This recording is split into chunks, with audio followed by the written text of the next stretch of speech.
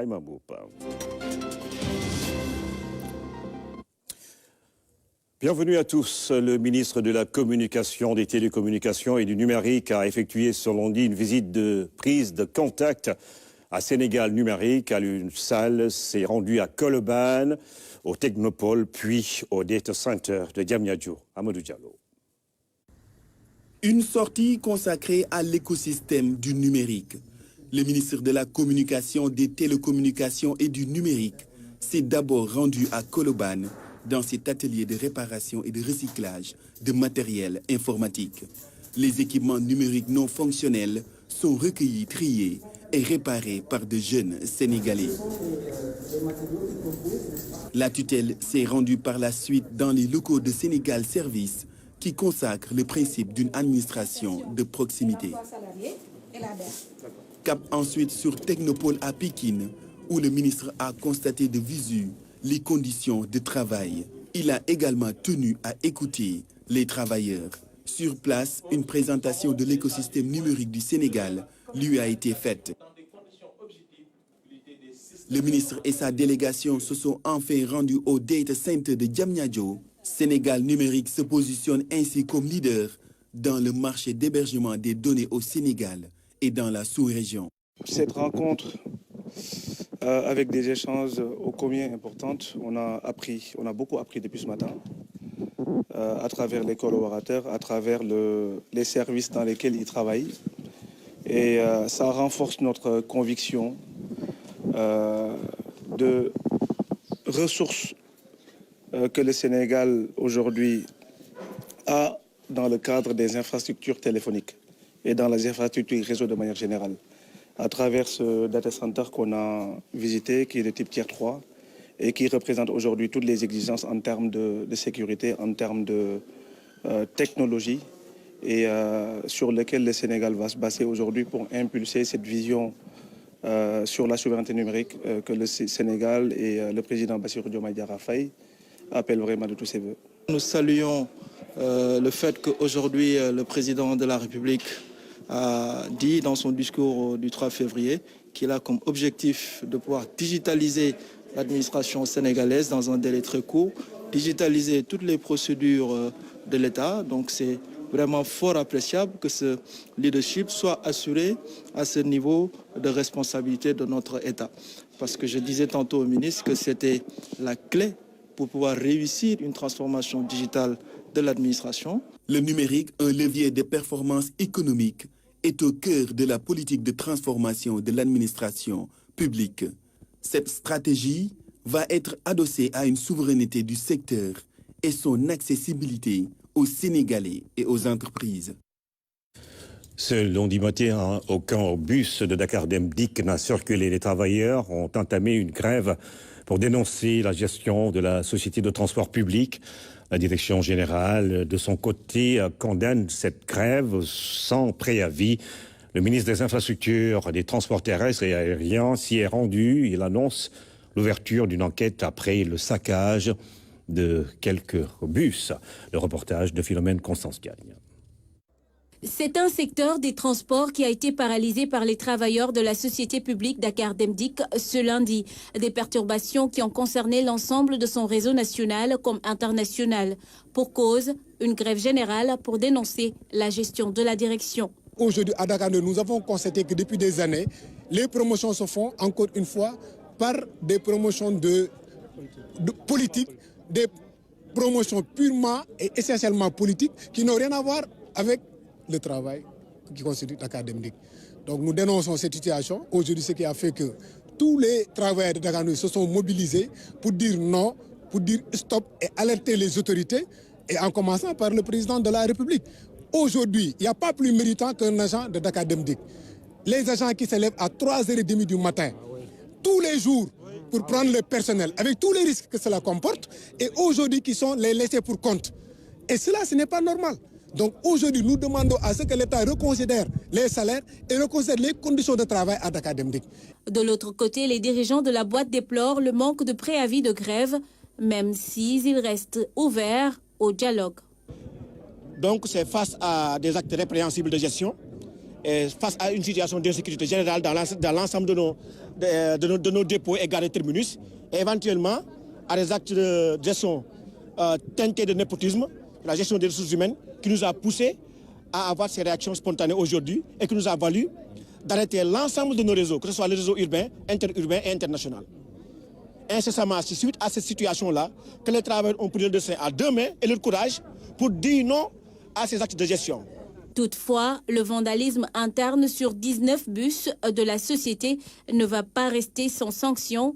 Les auteurs devront répondre de leurs actes. Dakar Dem Dikk, nous sommes dans une transformation perpétuelle. Au niveau du poste de Thiaroye, le dépôt de Thiaroye, nous avons un chef de division qui est parti en retraite depuis 4 mois. Et cette personne, on n'avait pas remplacé cette personne. J'ai considéré qu'il fallait attendre d'abord. Et quand j'ai vu que la situation se dégradait au niveau technique, j'ai décidé de faire en sorte qu'il y ait vraiment un système de management. C'est pour cela, l'adjoint au chef de division, nous l'avons promis en tant que chef de division. Ensuite, la personne suivante, nous l'avons promis en tant que chef d'atelier. Mais pour une excellence opérationnelle et un management diversifié, j'ai pris une autre personne technicienne qui est là dans Dakar Dem Dikk depuis plus de 10 ans, qui est un syndicaliste, qui est un délégué du personnel, que j'ai nommé chef d'atelier pour avoir 2 chefs d'atelier, pour vraiment essayer de faire en sorte de développer ce que nous sommes en train de faire au niveau de Dakar Dem Dikk.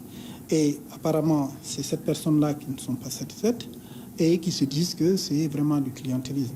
J'ai commencé par ça, il y a eu des bus que nous avons constatés, saccagés, et à partir de ce moment-là, l'équipe de la direction, les chefs d'atelier, les chefs de dépôt se sont réunis, ils ont pris tout le nécessaire. Ils ont appelé la police, appelé la gendarmerie pour constater les faits. Inch'Allah, nous allons faire toute l'enquête nécessaire. Et je le dis, ces bus-là, c'est un patrimoine national.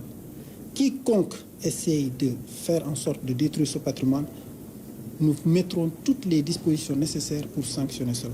Et les dispositions seront prises, il y a des enquêtes qui seront faites et Inch'Allah, je suis sûr que les auteurs seront retrouvés et seront sanctionnés sans relâche. Dans la journée, le ministre de tutelle El Malick Ndiaye s'est rendu au siège de Dakar Dem Dikk et a obtenu une suspension de grève des travailleurs. Il a promis l'ouverture d'une enquête pour trouver une solution durable au problème. Ce mouvement d'humeur des travailleurs de Dakar Dem Dikk a forcément eu un impact sur la mobilité des usagers. Selon dit matin donc, le ministre des Infrastructures, des Transports terrestres et aériens a fait le déplacement pour s'entretenir avec les grévistes. Il a invité les syndicalistes à surseoir à leur grève. El Malick Ndiaye s'est exprimé au micro de nos confrères de Sans Limites, repris par Philomène Constance Diagne. Nous avons vu et constaté nous-mêmes les dégâts sur au moins 3 bus. Il y a d'autres bus qui sont éparpillés un peu partout dans le dépôt. 19 au total, d'après les informations que nous venons de recevoir. Mais le plus important aujourd'hui, c'est de vous dire que nous avons entendu vos réclamations, vos doléances. Nous sommes au courant de tout et nous sommes en train de solutionner les problèmes. Sachez que Dakar Dem Dikk n'est pas un cas isolé. En termes de nomination, de promotion et tout ce que vous voulez dire, nous avons constaté que ça existe dans plusieurs secteurs, publics comme parapublics, mais c'est quelque chose que nous sommes en train de régler de manière globale. Mais particulièrement pour la situation de Dakar Dem Dikk, nous avons pris les choses en main, nous allons rencontrer le directeur, le nécessaire sera fait et sachez que ces problèmes-là seront définitivement réglés, ça je vous le dis. Tout ce que je voudrais vous demander, c'est au moins de reprendre le travail pour permettre aux Sénégalais d'aller s'occuper à leur, en tout cas, préoccupation, d'aller au travail ou tout simplement de faire convenablement leurs courses. Et donc sur ce, c'est la première fois que je vous rencontre et je pense que cette demande normalement devrait passer dans la mesure où vous devrez au moins nous accorder cette faveur afin qu'on puisse vous montrer que nous sommes là pour régler les problèmes des Sénégalais et les travailleurs de Dakar Dem Dikk font partie des Sénégalais. Son nombre va encore planer pour longtemps sur le secteur des infrastructures routières, notamment au Sénégal. Ibrahima Ndiaye, ancien directeur général de l'Agence des routes du Sénégal, est décédé ce dimanche. Ce comité de l'État conduit les plus grands projets de l'État en matière d'infrastructures routières, de Abdou Diouf à Macky Sall en passant par Abdoulaye Wade. Sous sa conduite, le réseau routier du Sénégal s'est fortement densifié et modernisé. Justement, généreux, humble, rigoureux, ceux qui ont connu Ibrahima Ndiaye ne tarissent pas d'éloges à son endroit. Pendant longtemps, il a été un bon manager et un polytechnicien hors pair au service de l'intérêt général. Et en toute modestie, suivons quelques réactions au micro d'Ibrahima Ndiaye. C'était un homme de bien. Il nous aura beaucoup appris. On aura beaucoup appris, tout le monde, sur le plan de la rigueur professionnelle, le travail bien fait, l'abnégation. Et il disait toujours, la journée c'est une famille. Il y a peut-être une semaine ou 10 jours, il y a un retraité qui était malade. Donc j'avais demandé aux gens de faire quelque chose pour lui. Je lui ai envoyé un message, il était malade. C'est son lit d'hôpital, il m'a répondu. Il n'était plus là. Mais vu les rapports qu'il y avait, parce qu'il me disait toujours que tout ce qui est social, tu peux me contacter. Et il n'y a pas une heure ou jour où je l'ai fait et il était toujours là. Quand quelqu'un avait un décès, il se déplaçait. Quand quelqu'un avait un baptême, il se déplaçait. Nous, les chauffeurs, ils nous prenaient comme les plus importants de cette boîte. Parce qu'ils nous le disaient toujours, vous êtes les plus importants. C'est vous qui accueillez les bailleurs, c'est vous qui faisiez tout. Donc, ils nous disaient chaque fois, il faut avoir un comportement exemplaire. Chaque fois. Et vraiment, ils nous le montraient à chaque fois. Si tu as un baptême, si tu as un décès et tout, Ibrahima Ndiaye était toujours présent. C'est lui qui t'appelait toujours le premier. Il était toujours présent. Vraiment, moi, c'était un frère pour moi. Parce qu'il m'appelait toujours cher. Je lui disais le meilleur. Parce que pour moi, Ibrahima Ndiaye, c'était le meilleur.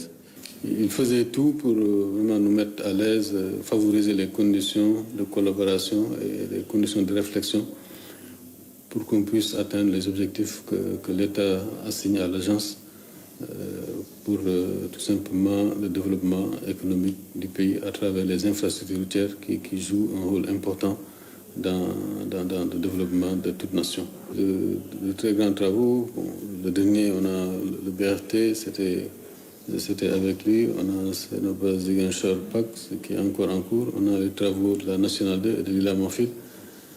Également sur les ouvrages, nous avons les autoponts de Dakar, ça c'était avec lui.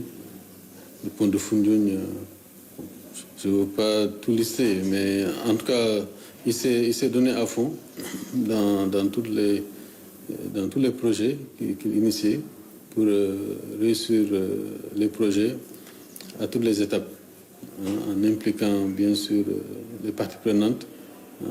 Beaucoup ne connaissent pas son visage.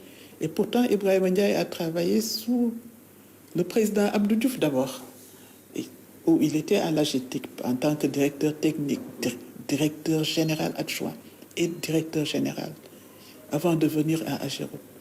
Et depuis 2005, il a conduit l'AGEROUTE. De 2005 à 2012, il y a eu une petite étape d'1 an et quelques mois où Ibrahima est parti de l'AGEROUTE. Mais nous, en 1 an et quelques mois, on a vu une boîte qui était au sommet partir dégringoler. Et c'est en revenant en 2014, de 2014 à maintenant, c'est 10 ans. Et de 2014 à maintenant, je crois qu'on a eu à faire beaucoup de bonnes choses. C'est un homme très courtois, un homme disponible, un homme d'une humilité humaine. Et c'est un homme vraiment très effacé aussi. Ça, c'est sûr, ça tout le monde le sait. Donc, je présente mes condoléances à toute la famille, à tous ses amis, puisqu'il a beaucoup d'amis. Il entretenait d'excellentes relations humaines avec tous ses collègues, mais également avec tous ses autres collaborateurs. Il fut un homme qui a également marqué l'histoire du Sénégal, par les réalisations, mais également par son efficacité, son pragmatisme et surtout également le fait d'être quelqu'un qui ne voulait pas s'afficher. Aujourd'hui, le Sénégal doit beaucoup à cet homme multidimensionnel qui a participé à la construction d'une œuvre nationale. Et aujourd'hui, je peux dire que si le Sénégal se hisse dans les rangs au niveau de la sous-région en termes d'infrastructures routières, c'est sans doute grâce à l'œuvre d'Ibrahima Ndiaye, qui a aujourd'hui osé pour aller de l'avant et avec l'appui des autorités, il a su réaliser plusieurs infrastructures qui font aujourd'hui la fierté du Sénégal, mais également la fierté de toute l'Afrique. Ibrahima est parti, mais il laisse derrière quand même une œuvre gigantesque. Nous devons nous appuyer sur ça pour continuer à préserver ce legs qu'il a laissé entre nous. Et sur le plan humain, tout le monde à l'unanimité. Depuis l'annonce de sa disparition, les témoignages fusent de partout. Et c'est la même chose. Ibrahima était un homme exceptionnel. Ibrahima était un homme social. En réalité, je peux dire qu'il fut et demeure un inspirateur pour nous tous. Et avec lui, nous avons appris les règles de courtoisie, les règles de politesse, les règles de gentillesse, et surtout d'efficacité et de rigueur dans le travail. Ibrahima Ndiaye a tiré sa révérence ce dimanche. L'ancien directeur général de l'AGEROUTE clôt dans la discrétion son dernier grand chantier, commis chevronné de l'État. Il a contribué à la modernisation et à la transformation infrastructurelle du Sénégal. AGETIP, AETR, AGEROUTE, Ibrahima Ndiaye, ou la fin de parcours d'une sentinelle du développement. Le commentaire est signé Ousmane Garifaye. Homme d'exception, manager intègre qui a incarné l'exemplarité, l'engagement et la vision pour certains. Et pour d'autres, c'est le profil type de l'excellence et du Sénégalais modèle, dont l'action a contribué à l'édification d'un pays totalement métamorphosé car disposant aujourd'hui d'un des plus denses réseaux autoroutiers de la sous-région. Au sujet de cet ingénieur hors pair, les superlatifs font foison pour l'ultime hommage dû aux polytechniciens. En tout état de cause, c'est un des plus grands commis que l'État du Sénégal ait connu depuis 1960 qui clôt ainsi son dernier grand chantier, celui d'une vie professionnelle remplie. Figure de proue des infrastructures routières et autoroutières au Sénégal, ces 20 dernières années, l'ingénieur Ibrahima Ndiaye a bouclé 34 ans de bons et loyaux services à l'État avant de passer la main ce 27 décembre 2023. Ancien DG de AGETIP, où il a gravi tous les échelons, celui qui présidera aux destinées de ATR, agence autonome d'exécution des travaux routiers jusqu'en 2005, a fréquenté le terrain des grands projets postmodernes sous Abdoulaye Wade avant d'observer un break de 2 ans entre 2012 et 2014. Rappelez qu'il était à ses côtés par le chef de l'État nouvellement élu Macky Sall. En 2014, l'homme signe son retour à la tête de ce qui deviendra entre-temps AGEROUTE. Ibrahima Ndiaye verra ainsi son portefeuille de projets étoffé dans le sillage du PSE qui a fait de la route et de l'autoroute une priorité absolue avec l'objectif de réaliser le maillage national en posant partout dans les villes et villages les conditions d'une optimale mobilité. Ibrahima Ndiaye tire ainsi donc sa révérence, laissant derrière lui un réseau routier autoroutier qui place plus que jamais son pays sur les rampes de l'émergence. C'est un combat de près de 40 ans qui connaît un bel aboutissement. Grand défenseur du littoral, Pierre Goudiaby Atepa se réjouit de la décision du chef de l'État d'arrêter toutes les constructions sur la corniche. L'architecte a fait la révélation dans l'émission, justement, Point de vue ce dimanche. La nouvelle a donc fait le tour des médias et des plateformes d'information. Le président de la République a donc décidé de faire arrêter toutes les constructions sur la corniche, information confirmée par l'architecte Pierre Goudiaby Atepa dans l'émission Point de vue. Nous l'écoutons. Qu'ils ont fait arrêter toutes les constructions sur le littoral, sur la corniche, depuis avant-hier. Et je m'en réjouis personnellement. Tout est arrêté, tout est stoppé. Tout. Vous savez ce qui se passe? Je le dénonce depuis 40 ans, 35 ans. Les gens vont acheter un terrain qui vous appartient parce que le domaine public maritime, c'est pour tout le monde. C'est pour vous, pour votre épouse, vos enfants, votre papa, etc. On le prend. On l'achète à 2450 francs le mètre carré. 2450 francs le mètre carré. On se fait octroyer un bail. On prend le même terrain, on s'organise pour le faire déclasser. Le déclassement, c'est quand vous prenez un bail pour faire court et vous le transformez en titre foncier. Ils prennent ce titre foncier-là, ils l'amènent à la banque. Oui. La banque leur donne l'équivalent d'au moins 1 million le mètre carré. Ils le vendent, ils le revendent à 1,5 million le mètre carré. C'est scandaleux. Ça, au dos du citoyen. Parce que nous, quand on était jeunes, pour prendre l'exemple que je prends toujours, qu'il veuille m'en excuser, du Terroubi, on allait nager là-bas. Aujourd'hui, si vos enfants veulent aller nager, il faut qu'ils casquent 15 000 francs chacun pour pouvoir aller nager. Donc, en clair, vous êtes contre les aménagements privés, c'est-à-dire les constructions privées qui se font sur le littoral. Mais prenez l'exemple du roi du Maroc. Il a fait détruire 400 immeubles qui étaient sur le littoral, plus proche de nous. Mon ami Alassane Ouattara, il a dégagé tout ce qu'il devait dégager. Il faut avoir le courage de le faire. Les hôtels, c'est différent.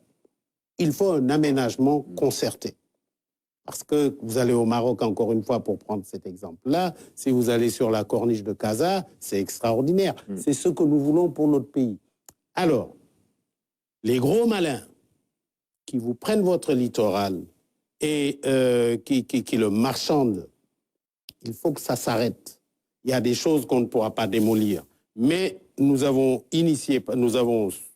suggéré qu'il y ait, par exemple, des taxes de privilège littoral. Parce que qu'est-ce qu'ils font? Quand vous faites un immeuble qui a vue sur mer, les locations ou la vente est augmentée d'au moins 30%. Ces 30%-là, au lieu qu'ils vous reviennent, qu'ils reviennent au moins à la municipalité. Donc voilà notre combat et nous pensons que nous allons le réussir. Ouf, soulagement, la corniche respire. Depuis donc quelques jours, le chef de l'État a décidé de l'arrêt de toutes les constructions sur cette partie de Dakar qui fait face à la mer. Des kilomètres de plage pourraient être sauvés de la pression immobilière qui cache l'une des plus belles façades maritimes sur l'océan Atlantique. En 2020 déjà, le journal télévisé sonnait l'alerte et décrivait une situation alarmante. Ibrahim Andron. L'éphémère instant d'une vague qui s'écrase sur le littoral. Un littoral plongé depuis très longtemps dans la grisaille. Menacé de toutes parts, agressé et colonisé, la corniche ouest de Dakar sous le diktat de la pression anthropique. C'est une aberration économique. On aurait pu faire quelque chose avec l'attractivité de la ville de Dakar qui allait nous amener des points de croissance incroyables dans le cadre du tourisme. C'est une aberration sanitaire parce que quand on est au bord de la mer, c'est un cadeau du ciel. Un cadeau du ciel mal entretenu et ne profite qu'à certaines personnes. Une situation lourde de conséquences et préjudiciable à ceux qui fréquentent la plage au quotidien. On nous laisse notre espace et qu'on nous laisse notre plage. Vous voyez bien qu'il y a toujours des jeunes qui sont là, qui s'entraînent, qui font le loisir et tout. Et sur la berge, l'espace se rétrécit de plus en plus. Pourtant, la loi est claire. Il faut au moins une distance de 100 mètres entre le littoral et les aménagements. 100 mètres à partir des plus hautes eaux. C'est ça la limite. Maintenant, le débat à Dakar peut-être mêle en dehors de cet aspect plage des agressions que nous avons constatées quand même le long de la corniche. Et je pense que ce n'est pas normal, d'ailleurs le président de la République en a fait son combat depuis toujours, ce n'est pas normal qu'on casse une falaise pour créer une parcelle de terrain. C'est le énième chantier qui fait l'objet de polémiques sur la corniche. Paradoxe. Le propriétaire détient pourtant tous les papiers légaux. Titre foncier, état de droit réel, autorisation de construire, entre autres. Non, reste là, t'inquiète pas.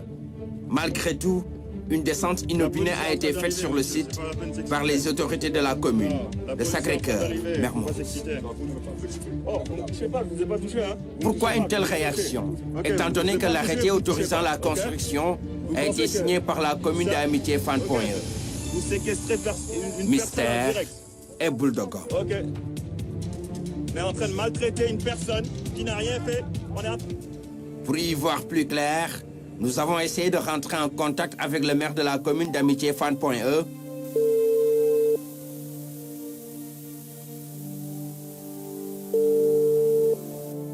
Celui de Mermoz-Sacré-Cœur, mais toutes nos tentatives sont restées vaines. Alors, que disent les textes par rapport à l'occupation du littoral? La loi de 1976 portant côte du domaine de l'État autorise, sur la base d'un certain nombre de dispositions, son affectation soit à des personnes morales ou bien à des personnes physiques. Maintenant, la conditionnalité qu'on a toujours évoquée, c'est le fait que l'occupation soit une occupation d'utilité publique ou non. Des dispositions claires. Toutefois, les géologues sont l'alerte et invitent au respect de la loi et à une occupation rationnelle du littoral. Le littoral est une zone d'interface, ce qui fait que vous avez une perpétuelle modification de cet environnement. Mais la vitesse de modification varie en fonction de la nature de la côte. Là où on est, c'est une côte rocheuse. Sa vitesse de recul va être plus ou moins lente. Ça ne sera pas très perceptible. Ce n'est pas le cas par rapport à une côte sableuse. C'est par exemple la côte nord. Donc c'est ce qui fait toute la différence, c'est-à-dire la nature de la côte et le type d'occupation. Pour mieux faire face à cette problématique, l'État a mis en place la Direction de surveillance de contrôle et de l'occupation des sols, DESCOS. Le travail accompli au pied du phare des Mamelles est assez illustratif. Le 14 mai 2014, lors de sa sortie, le président de la République avait préconisé l'aménagement du littoral et avait donné des instructions pour que les rares espaces qui restent soient aménagés au profit des populations locales. Et une instruction du Premier ministre à l'époque nous avait permis de faire un recensement très exhaustif du port autonome de Dakar jusqu'à la pointe des Almadies. Et environ une trentaine de maisons de construction en cours étaient immobilisées de manière momentanée aux fins de vérification. Le président a renoncé à son terrain sur le domaine public maritime. Moi, j'avais décidé de le faire exploiter avec nos amis en disant, mais le président a reçu, c'est une direction donnée. Il nous a instruit de mettre beaucoup de rigueur, en tout cas dans la gestion de ce foncier du littoral. Bien évidemment, on devra travailler sur un plan d'aménagement global qui devra quand même comporter une vision économique certaine tout en sauvegardant les intérêts des populations. D'autres décisions non moins importantes ont été aussi prises par le président Macky Sall, toutes allant dans le sens de protéger le littoral. D'abord, en 2014, il est venu visiter ce qui se faisait sur la corniche. Il a demandé l'arrêt, il a même retiré des baux qui ont été donnés à des pays amis du Sénégal, du point de vue diplomatique, du point de vue économique. Maintenant que le mal est déjà fait, reste à sauver ce qui peut l'être encore. Sur ce point, des solutions ne manquent pas. Je salue la décision forte qu'a prise Monsieur le Président de la République de résilier ou d'exproprier toutes les personnes concernées qui ont eu un droit sur ce site. Et je rappelle que ces droits-là ont été attribués depuis 2010. Donc, toutes les personnes qui sont le long de la colline des Mamelles vont être expropriées ou on va résilier leurs baux pour que le président en fasse un espace public qui pourra être à la jouissance de tous les Sénégalais. Il y a au moins 3 bandes sur la corniche qui font plus de 2 km et qui ne sont pas fermées aux populations. Maintenant, ce qu'il faut, c'est arrêter l'octroi des titres privés. Ça commence à constituer un abus. Il faut arrêter cela. Maintenant, pour le reste, il faut aménager. Parce que c'est l'aménagement qui crée l'appropriation. Une appropriation qui risque de ne pas avoir le résultat escompté face à de gros bonnets. Pendant ce temps, les chantiers pullulent comme des champignons sur la corniche. Reste à égrener le chapelet pour éclaircir l'horizon d'un patrimoine en embuscade. Et ce n'est pas le seul endroit de Dakar qui subit une prédation galopante. À Guédiawaye, la bande de Filao risque de connaître le même sort. Pour sauver ce qui peut encore l'être, les eaux et forêts procèdent à des séances de reboisement pour préserver les sujets et autres espèces végétales qui datent des années 60. Un tour avec Ibrahim Ndong nous avait permis de fixer la caméra sur ce magnifique décor à sauvegarder. Si certains Filao sont en train de vivre leurs derniers instants, d'autres ne sont plus que du bois mort. Le rideau de protection contre l'embrun marin n'existe plus. Conséquence, les habitations font face à la mer. Mais pourquoi la coupe de la bande de Filao? Est-elle conforme à la loi? Il y a le décret de déclassement. Ensuite, il y a ce qu'on appelle le PUD, le plan d'urbanisme et de détail de Guédiawaye, qui a aussi une composante de justification et d'objectif qu'on ne peut pas revenir ici. Et ensuite, maintenant, il y a ce qu'on appelle les demandes, les autorisations préalables des maires ou des communes. C'est sur la base de cet ensemble de paquets réglementaires et de lois que l'autorisation de coupe est survenue. Ce qui veut dire que ces coupes interviennent dans un cadre légal et réglementaire. Mais il y a aussi un autre facteur à prendre en considération. Cette bande a été lancée de 50 à 1958. C'est pour cela que vous allez constater que les sujets-là, c'est des sujets qui sont vieux. Ils sont vieillissants, ils sont vieux, ils ont dépassé leur âge normal, ce qu'on appelle la révolution. Donc c'est l'âge où le sujet doit être exploité. À défaut, il perd sa valeur économique et sa valeur écologique. C'est justement cette valeur écologique qui explique les travaux de reforestation avec cet îlot de 300 mètres carrés. L'îlot est à moins de 200 mètres du trait d'essuyage des vagues. Ici, une nouvelle espèce se développe. Qui s'appelle le Cyveolia coriace, qui est ici. C'est une espèce rampante et qui est bien adaptée dans la zone de Guédiawaye. C'est cette espèce-là? Oui, c'est celle-ci.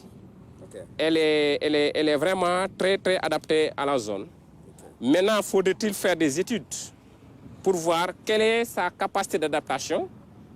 Il faut d'abord l'apprivoiser, maîtriser l'espèce et maintenant la redéployer dans la zone. Quand je dis la maîtriser, ça, il faut qu'on puisse la produire en pépinière. Voici la pépinière du secteur des eaux et forêts de Guédiawaye. Sur place, une importante capacité de production et une variété d'espèces. On compte 14 espèces, donc avec une capacité de production de 5 000 plants. Donc cette pépinière est chargée de toutes les activités de reboisement dans le département de Guédiawaye, que ce soit, n'est-ce pas, dans les écoles, mais aussi au niveau du littoral. Au moment où le dérèglement climatique ne cesse de constituer une question d'actualité avec ses effets négatifs, cette pépinière a un rôle à jouer. Avec l'avancée de la mer, le vent également, avec l'ensablement, donc cette zone, il faut qu'on la protège pour permettre de fixer le sol. Dans cette dynamique, certaines initiatives citoyennes sont notées. C'est l'exemple de l'association Sénégal Vert. Sénégal Vert est une association qui a pour but de protéger l'environnement à travers le reboisement, cette sensibilisation, plaidoyer et la formation des jeunes. Pour lutter contre aussi l'érosion côtière et l'avancée de la mer, surtout le changement climatique, l'association Sénégal Vert collabore avec les gens des eaux et forêts de Guédiawaye afin de reboiser les bandes de Filao. Mais comment cette bande de Filao est-elle née? Qu'est-ce qui a motivé son implantation?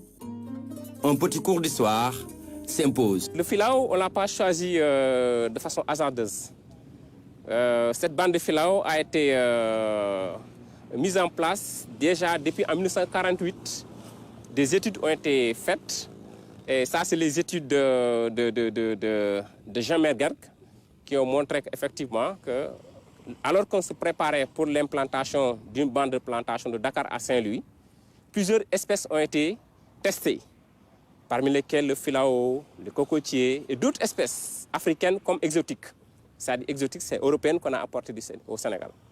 Et parmi ces espèces, seul le filao a présenté des caractéristiques aptes à être développées le long de Dakar à Saint-Louis, donc sur le littoral nord. Voilà tout ce qui explique le choix du filao pour non seulement lutter contre l'érosion côtière, mais aussi fixer les dunes de sable. Aujourd'hui, une intervention en amont permet de mieux réussir cette volonté des pouvoirs publics, c'est-à-dire protéger cette voie de dégagement nord et les habitations de l'embrun marin. Avec Ibrahim Manou, nous vous proposerons d'autres reportages sur la protection du littoral. Dakar de Médina Gounass, l'événement religieux prend de plus en plus de l'ampleur, affluence, effervescence, prière pour une retraite spirituelle initiée par Mamadou Saïd Ba, l'ancien président du comité d'organisation, nous en parle. Il s'est entretenu avec notre correspondant Tidiane Sissé. Nous sommes effectivement avec El Haz Seydou Ba, ancien maire de la commune de Médina Gounass et ancien président du comité d'organisation du Dakar de Médina Gounass. Monsieur le maire, merci d'avoir accepté notre invitation. Monsieur le maire, comment peut-on expliquer cette effervescence et cette affluence que l'on note à chaque édition du Dakar de Médina Gounass? Avant tout, bonjour à vous et à tous les téléspectateurs qui suivent la RTS. Bon, vous savez, c'est une question... C'est vrai qu'elle est pertinente, mais difficile. Vous savez, il faut remonter aux origines du Dakar. Le Dakar en lui-même, comme je l'ai dit, c'est de l'ermitage à l'époque. Il y avait des travaux champêtres qui se faisaient sur un petit espace. Alors, petit à petit, le Dakar a pris une certaine ampleur. Donc, on ne saurait expliquer exactement pourquoi il y a eu cette influence. Je vous rappelle seulement à l'histoire d'Arafat. Quand le prophète, il est monté sur la montagne, il a appris les pèlerins, vous voyez l'influence qu'il y a exactement. C'est le même phénomène qui se produit ici au Dakar. Le Dakar a pris de l'ampleur. Au début, on était à 100 hectares. Aujourd'hui, on est plus à 500 hectares. Donc vous voyez, on ne peut même pas vous dire exactement combien de pèlerins au Dakar. Personne. Auparavant, monsieur le maire, l'initiateur du Dakar de Médina Gounass, Thierno Mohamed Seydou Ba, avait eu à organiser ce Dakar dans plusieurs sites. Pourquoi le choix définitif de ce site? Vous savez, comme j'ai dit, vous savez, les secrets de Dieu sont impénétrables. Ça, ce sont des hommes de Dieu. C'est vrai, il y a eu Aïn Madi, il y a eu d'autres sites qui ont habité le Dakar. Pourquoi il a choisi ce site? Si vous étiez venu ici vers les années 80, à l'époque, il y avait un petit ruisseau ici. Il y avait de l'eau de source pure. Nous, on s'abreuvait à cette eau-là. Il y avait beaucoup de manières. Vous voyez, aujourd'hui, tout a disparu. C'est un site qui était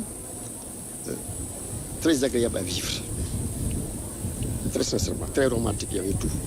Et il y avait tout qui favorisait la concentration et le retour vers Dieu. Ça, très sincèrement, pourquoi il a choisi ce site? Lui, c'est parce qu'il n'a jamais révélé. Enfin, moi, à ma connaissance, je n'ai jamais eu quelque part, mais dans ces différents cerveaux, il n'a jamais parlé pourquoi il a opté pour ce site. Alors, qu'est-ce qui différencie le Dakar de Médina Gounass des autres rassemblements religieux au Sénégal? Bon, à deux niveaux. La différence, on peut, c'est à deux niveaux. Au point de vue longueur. La durée du Dakar. C'est le seul événement religieux qui peut prendre 10 jours. Ensuite, là où se tient le Dakar, c'est le seul événement religieux qui se tient en brousse, à 10 km de la ville, loin des plaisirs mondains, tout ce qui peut aguicher la personne et tout ce qui peut éloigner la personne de Satan. Voilà pourquoi on a choisi. Donc, vous voyez les deux différences déjà. Donc, il y a la durée. Ensuite, il y a le site lui-même qui est en plus. Monsieur le maire, pourquoi les femmes ne viennent pas au Dakar de Médina Gounass? Cela ne concerne que les hommes. Ça, c'est la religion qui dit qu'il ne faut pas mêler les hommes et les femmes sur un même lieu. Si, par exemple, aujourd'hui, les femmes étaient venues ici, on n'aurait pas ce que nous recherchions. Point de vue de retour envers Dieu, on ne l'aurait pas trouvé. Un homme est un homme, un humain, c'est un humain. Alors voilà pourquoi on a demandé aux femmes de rester en ville. Qu'est-ce que l'on gagne en venant au Dakar de Médina Gounass? Ça gagne beaucoup.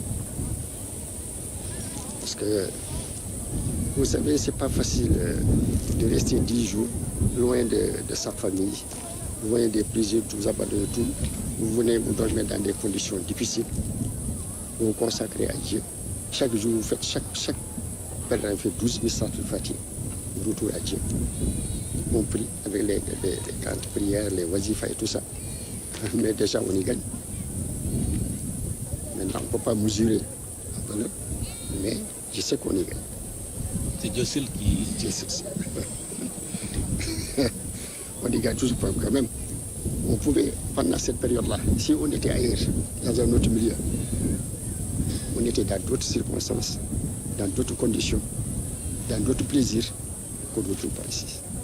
Donc déjà, on a gagné quelque chose. Une partie de sa vie, moi, une tranche, dans la tranche de sa vie, dans la durée de sa vie, on est resté en quelque temps éloigné de tous les plaisirs mondains. Consacré à Dieu. Ça, on y gagne. Effectivement.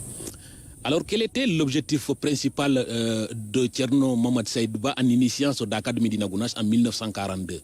Vous savez, Thierno, c'était un homme bizarre. Lui, il avait un souci. Il avait une mission. Il voulait sauver tout le monde de l'enfer. Lui, il voulait sauver tout le monde, tous les êtres humains. Et je dis même tous les êtres, tout ce que Dieu a créé, qui a une âme, il voulait les sauver de l'enfer. Et il y a des voies pour y accéder. Et cet Dakar en fait partie.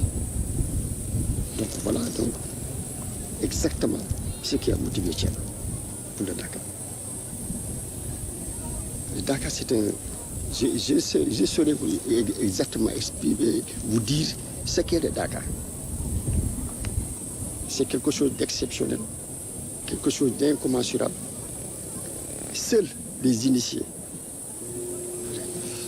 comme les grands Thierno et autres, eux, ils savent ce qu'il y a dans le Dakar. Parce que Thierno a dit qu'on ne saura l'intérêt, l'importance du Dakar que quand on meurt. Et on se retrouve sous terre, on vous donne votre... de la main droite, on vous donne le livre sur lequel on a tracé tout ce que vous avez fait dans la vie. Et vous y trouvez que vous avez participé au Dakar. C'est ce jour-là que vous comprenez les bénéfices du Dakar. Donc vous voyez, nous ne pouvons pas expliquer. Alors, merci, M. Elhaz Seydouba. Je rappelle que vous êtes ancien président du comité d'organisation du Dakar de Médina Gounass et également ancien maire de la commune de Médina Gounass. Merci d'avoir accepté notre invitation. Chers téléspectateurs, nous vous donnons rendez-vous la fois prochaine sur la RTS. Dakar de Médina Gounass, donc, avec Tidiane Cissé. Nous allons passer à la page des sports dans ce journal.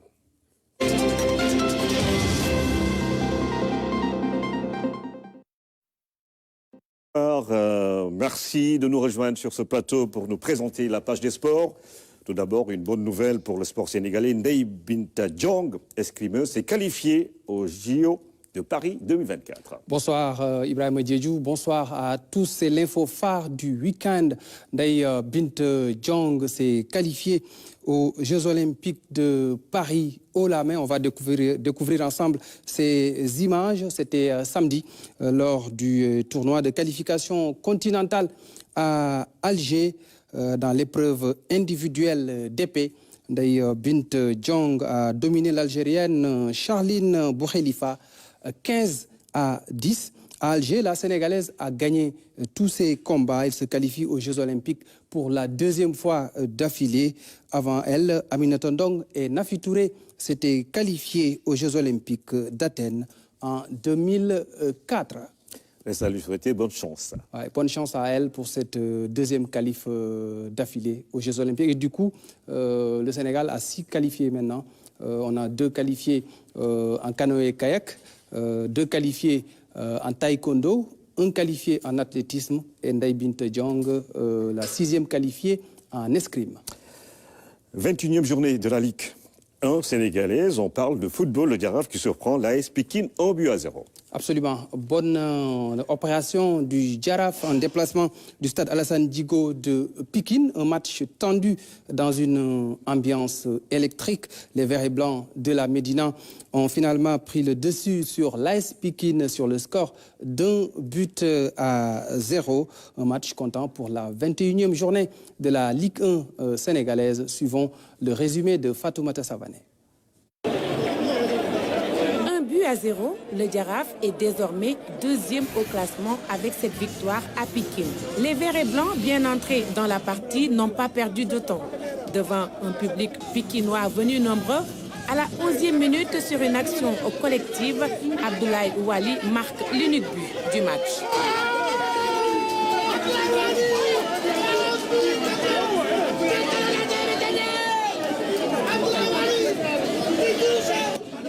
Les joueurs de Joseph Ouagane Senghor ont essayé de revenir dans la partie sans réussite.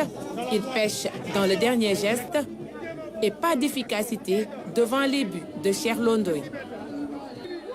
3 points précieux pour le Jaraaf à 5 journées de la fin de la saison. Pour l'AS Pikine, l'objectif serait de se maintenir en Ligue 1. Après ce but, on a couru derrière le score. Le Jaraaf a superbement bien défendu son avantage.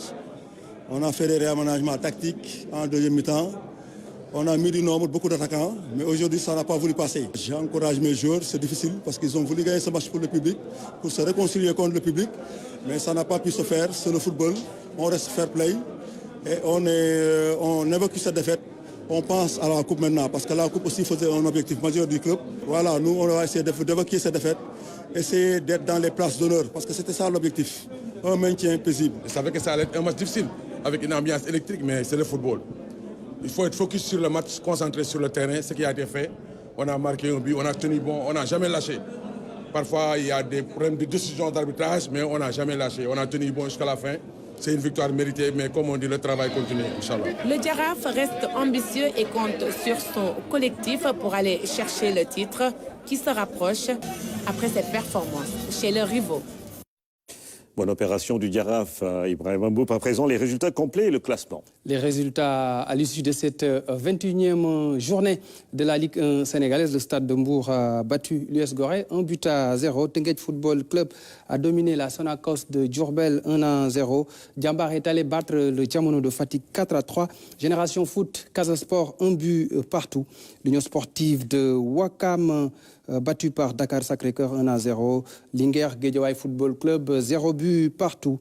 Puis l'AS Pikine qui a perdu à domicile devant le Jaraaf de Dakar.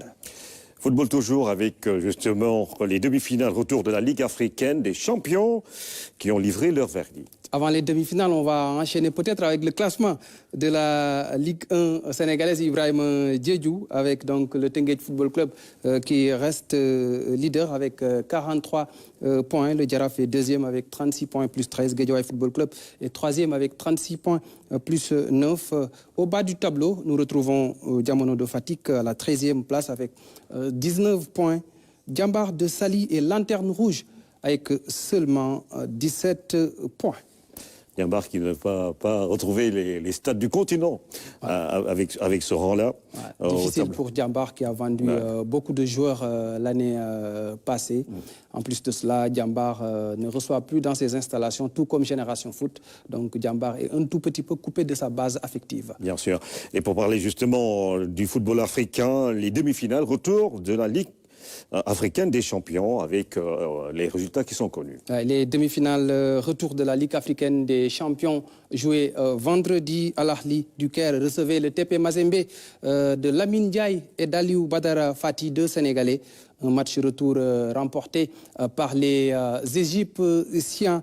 Les buts ont été inscrits par Mohamed Abdel Monem, Abou Ali et Akram Taoufik. Al Ahly s'est qualifié en finale et va rencontrer l'Étoile de Tunis en finale.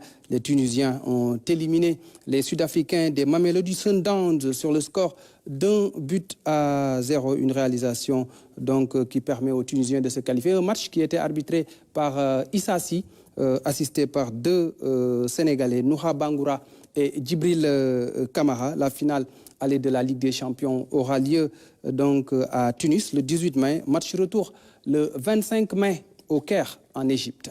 Autre demi-finale cette fois-ci en Europe, la Ligue des Champions.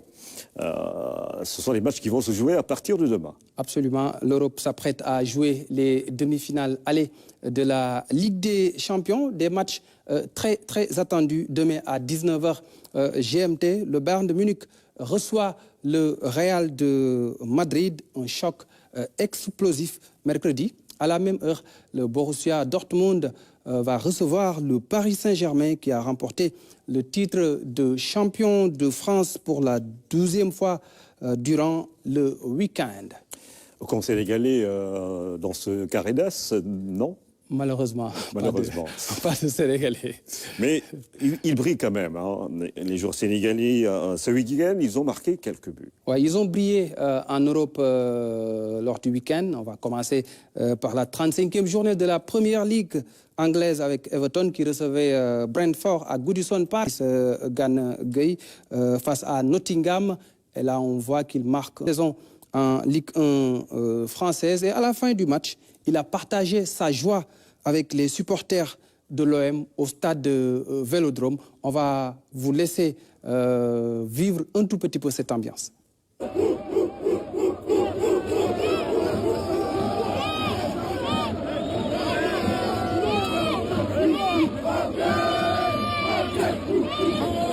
Merci, Pape.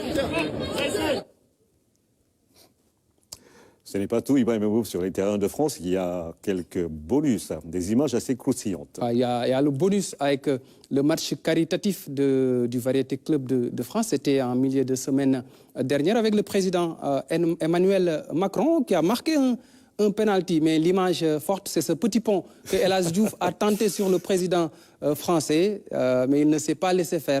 Il a fait faute sur Djoufi, faire un petit pont sur un président de la République. Il faut être El Hadji Diouf pour le tenter. C'était donc un match caritatif organisé par le Variété Club de France au profit de l'opération Pièces jaunes organisée depuis les années 80 pour améliorer les conditions des enfants et adolescents hospitalisés. Il y avait beaucoup de stars africaines, Didier Drogba, Samuel Eto'o, Cheikh Adebayor, qui ont participé à ce match caritatif. Il y a eu une levée de fonds de plus de 57 000 euros pour venir en aide à ces enfants et adolescents hospitalisés. Bien sûr, le football, sport roi dans le monde, mais au Sénégal, il y a un autre sport qui est roi.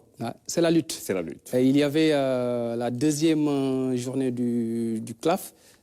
Hier, ce combat n'en fait pas partie, mais ça faisait partie des affiches phares entre Jacob Baldé et Albouri. Et c'est Jacob Baldé qui a donc remporté ce combat. Jacob Baldé, fils de Jules Baldé. Ils se mettent à danser tous les deux. Ah ouais, c'est l'image forte aussi. Les deux dansant ensemble à la fin du combat. Comme quoi, le sport, c'est avant tout le fair play.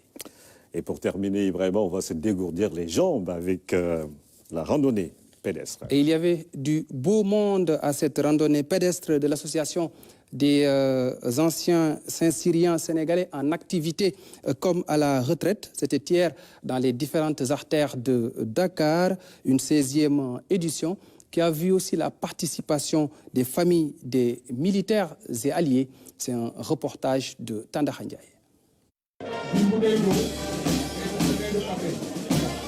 Des randonneurs venus de Dakar, mais aussi des régions de l'intérieur du Sénégal pour être témoins d'une 16e édition avec civisme, mais aussi valeurs patriotiques, thème de cette année. Nous sommes aujourd'hui fiers de venir appuyer l'association de la Saint-Syrienne pour la 16e édition de la randonnée pédestre. Aujourd'hui, comme vous le voyez, il y a une déferlante. Les clubs sont venus de partout pour venir participer à cette grande randonnée qui compte dans l'agenda de la Fédération sénégalaise de randonnée pédestre. Autour des généraux Babacar Gaye, l'actuel président de la Saint-Syrienne Sénégal, et le général Mamadou Mansour Seck, président d'honneur. L'échauffement pouvait alors démarrer avant le départ, animé par les moniteurs de l'association sportive des forces armées.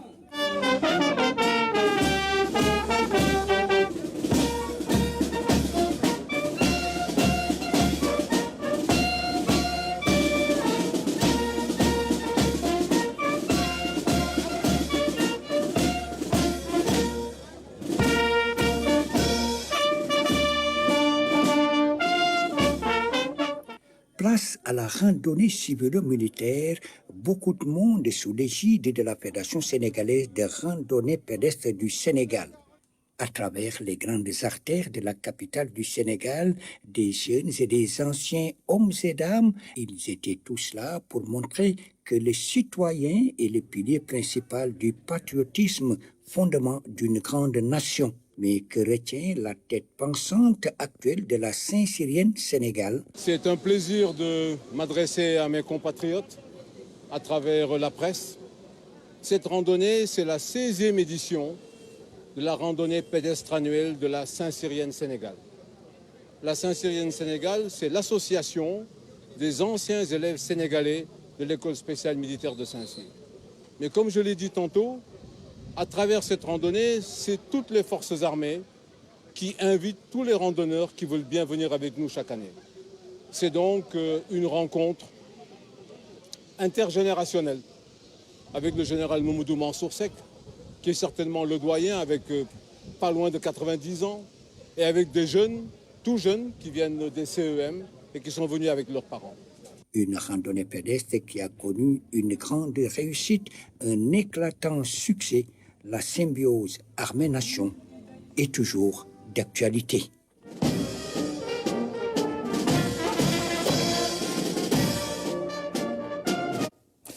Ibrahim Moub, les programmes sport à suivre après le journal et sans doute demain vous allez revenir sur ces fameuses demi-finales de la Ligue des Champions en Europe. Ouais, ce sont des matchs attendus par les passionnés de football tout simplement, avec ce bouillant Bayern de Munich, Real Madrid à 19h GMT, et puis mercredi le Borussia Dortmund qui reçoit le Paris Saint-Germain, c'est le carré d'as donc de cette Ligue européenne des champions, avec une équipe allemande, une équipe espagnole, deux équipes allemandes, le Bayern et Dortmund, une équipe espagnole et une équipe française. Les programmes à suivre après ce journal de 20h, il y a Guéoubi avec Doudou qui reviendra sur la deuxième journée du CLAF avec toutes ces affiches qui ont eu lieu hier à l'Arène nationale. Et puis après, il y aura votre magazine Galaxy Sport. On aura deux invités ce soir. Birassen, le président du CNG de lutte, qui va parler du drapeau du chef de l'État prévu début mai à Hambourg. L'autre invité, c'est Ngagne de Sagane Diop, l'entraîneur de l'équipe nationale masculine de basket, ancien joueur de la NBA et de l'équipe nationale du Sénégal. Et c'est El Hadji Thierno Dramé qui sera à la présentation, et autour de lui, tous les membres du desk sport de la RTS. Bien sûr, dans un instant donc, et puis vous le voyez souvent, dans les stades ou les arènes, les joueurs ou les lutteurs ont cette belle manie de danser après une victoire ou en but. Nous allons parler justement de danse avec la communauté internationale qui célèbre la journée universelle, justement consacrée à cet art, expression artistique universelle, la danse. Et vecteur de communication entre les peuples, c'est un sous-secteur qui mérite d'être structuré afin de permettre aux acteurs de vivre de cet art. La célébration de cette journée est aussi une occasion pour les danseurs d'exprimer tout leur talent devant le grand public. Fatou Diouf.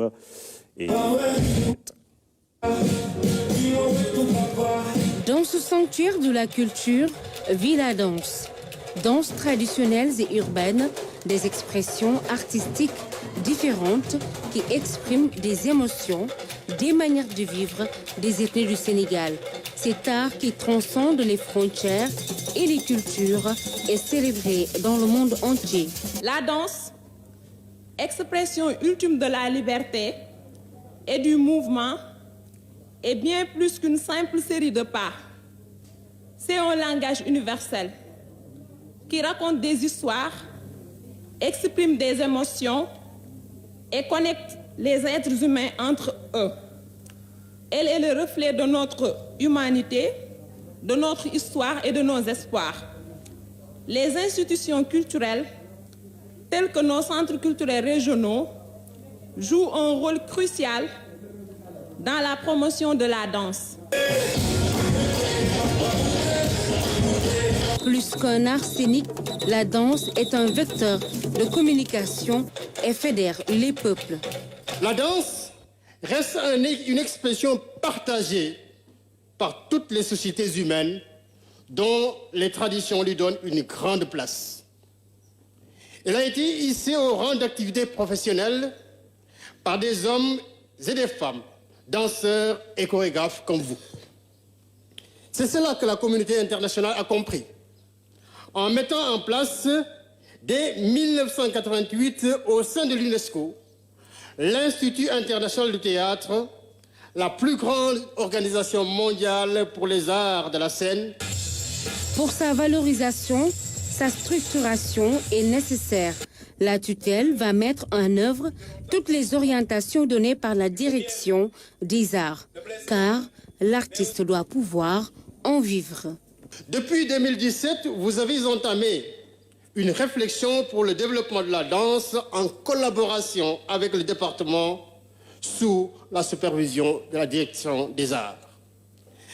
Le processus a repris depuis 2022, a abouti à l'élaboration d'un plan stratégique de développement de la danse, finalisé en septembre 2023. Je tiens à féliciter chaleureusement Madame la directrice des arts et les membres du comité pour cet excellent travail.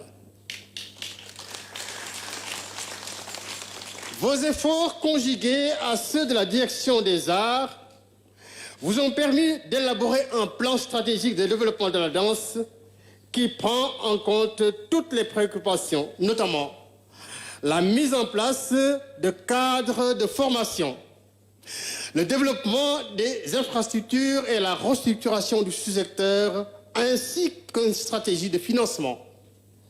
Une avancée certaine que nous œuvrerons à consolider ensemble. Sur toute l'étendue du territoire national a lieu des festivités. R&B, sabbat, ballet, la danse dans toute sa splendeur et sa diversité fait vibrer tous ses adeptes au centre culturel Blaise Senghor. C'est le moment d'esquisser quelque part avec les professionnels.